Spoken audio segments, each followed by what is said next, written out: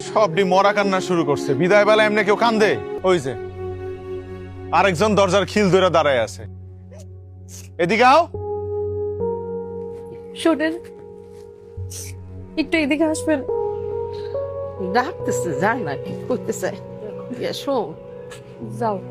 শিল্পী, এরকম ভাবে কান্নাকাটি করলে আমি কি ওখানে গিয়ে শান্তি পাবো?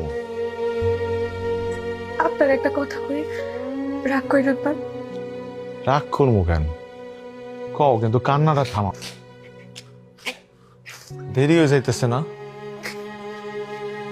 শুনুন না, এই গয়নাগুলোর তো আমার এখন আর প্রয়োজন নাই। এগুলো বেচলে আপনি কমপক্ষে 3-4 লাখ টাকা পাইবেন। এগুলো বিক্রি করে আপনি এখানে কিছু একটা করেন না। আরো যদি লাগে আমি আপনার সাথে না হয় কথা পেয়ে আরো কিছু টাকা ম্যানেজ করলাম, তাও আপনি আমার সাইডে চাইয়েন না।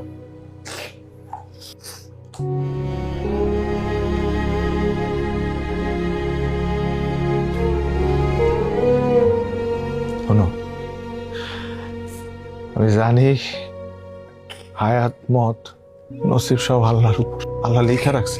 কিন্তু আল্লাহ আল্লাহ কইছে যে তোমার করে আমি বিবেক দিতেছি, যে বিবেকরে কাজে লাগাইয়া তুমি জীবনে উন্নতি করো।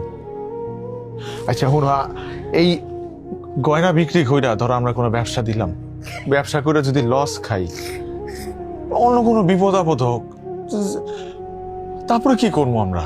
এটাই তো আমাকে শেষ সম্বল, এটা ছাড়া তো আমাকে আর কিছু নাই। আচ্ছা শোনো, আমি জানি আমার সারা থাকতে তোমার কষ্ট হইব, আমারও তো হইব। সেটা এমনের কথা চিন্তা করলে হইব? আমার একটা ভবিষ্যৎ আছে না, আমাকে বাচ্চা কাচ্চা হইব না, তো এগুলো তো চিন্তা করতে হইব না? ওদের এমন একটা চিন্তা করলে হইব? হইব না, কান্দে না। আমি তোমার কথা দিতেছি, তোমার শাহরুখ খান, স্বপ্নের শাহরুখ খান, তোমার স্বপ্নের শাহরুখ বাস্তবেই তোমার কাছে ফেরত আইব, খুব জলদি আইব। মানুষ তো কয় দূরত্ব বললে নাকি ভালোবাসা কইমা যায়। আমরা আমরা প্রমাণ দিব যে দূরত্ব বাড়লে ভালোবাসা অনেক বাইরে যায়। পারবো না প্রমাণ দিতে? পারবো না?